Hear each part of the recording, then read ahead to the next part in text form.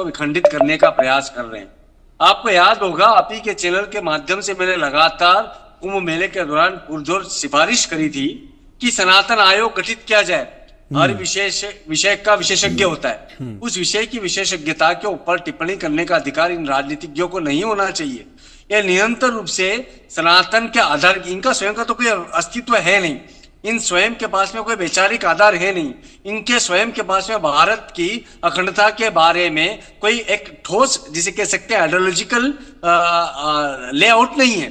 तो लेआउट हम जैसे लोग कहते हैं, तभी तो हमने बोला कि जब सनातन विषय की बातचीत होती है तो हमारे पास में आदि गुरु शंकराचार्यों की पीठे हैं, हमारे पास में अखाड़े हैं, अखाड़ों के विशेषज्ञ हैं, आचार्य है, महामंडलेश्वर है, या सनातन धर्म के धर्म गुरु हैं। चक्रपाणी जी महाराज ने कितनी खूबसूरती से समझाया कि हमें समाज के अंदर, हम लोगों ने जब अपना नाम छोड़ा ना, तो चक्रपाणी जी ने अपना सरनेम छोड़ दिया, मैंने अपना सरनेम छोड़ दिया।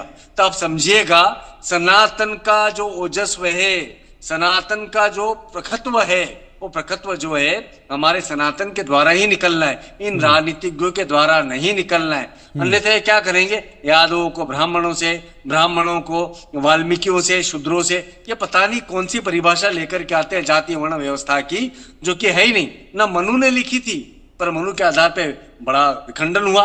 बौद्धों को हमसे अलग करने की कोशिश हुई, जैनों को हमसे अलग करने की कोशिश हुई। अब तो यह अभ्युदय काल है सनातन का। ऐसे समय पे हमें जैनों को साथ में लाना है, बौद्धों को साथ में लाना है, सिख को साथ में लाना है, और जितने भी घुमक्कड़ हमारी जनजातियां हैं उनको भी साथ में लाना है। उन घुमक्कड़ जनजातियों ने सनातन के लिए, इस राष्ट्र के लिए अभी तक अपना घर नहीं बनाया। हम गडरियों की बात कर रहे हैं।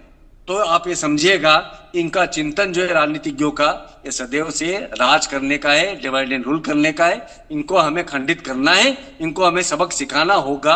और सबक सिखाने के लिए मैं निरंतर रूप से कह रहा हूं, सनातन बोर्ड की मांग कुछ कथाकारों ने करी, तब भी मैंने उनको समझाया कि बोर्ड से सुझाव दे सकता है, कार्रवाई नहीं कर सकता है। सनातन आयोग का गठन हो, जैसे बाल आयोग है, महिला आयोग है, हम यदि सुझाव दे सकते हैं, सजेस्टिव मोड में रह सकते हैं, तो साथ में यदि सनातन के खिलाफ कोई झूठ बोल करके कथा कर रहा है, जिसके पास कोई ग्रंथों का ज्ञान नहीं है, जिसके पास कोई प्रमाण पत्र नहीं है, ज्योतिष की हर दुकान लगी हुई हर गली के अंदर, जिन्होंने ज्योतिष का पाठ्यक्रम नहीं पढ़ा है, किसी वैदिक विश्वविद्यालय के साथ में डिग्री हासिल नहीं करी है, तो यदि परंपरागत शिक्षा को प्राप्त न करा हो और वो कथाकार बन रहा है, ज्योतिष बन रहा है, भागवताचार्य बन रहा है, भगवत और भागवत का अंतर जिसे नहीं मालूम, वो ये कर रहा है, तो हम उनके खिलाफ कार्रवाई कर सके, उन्हें दंड दे सके। तो यह बात पक्की है कि इस राष्ट्र के अंदर यदि धार्मिक आधार इतनी तेजी के साथ में अपनी स्थापना कर रहा है, तो ये अभ्युदय काल है। ऐसे समय पे सनातन आयोग के गठन की आवश्यकता है। सनातन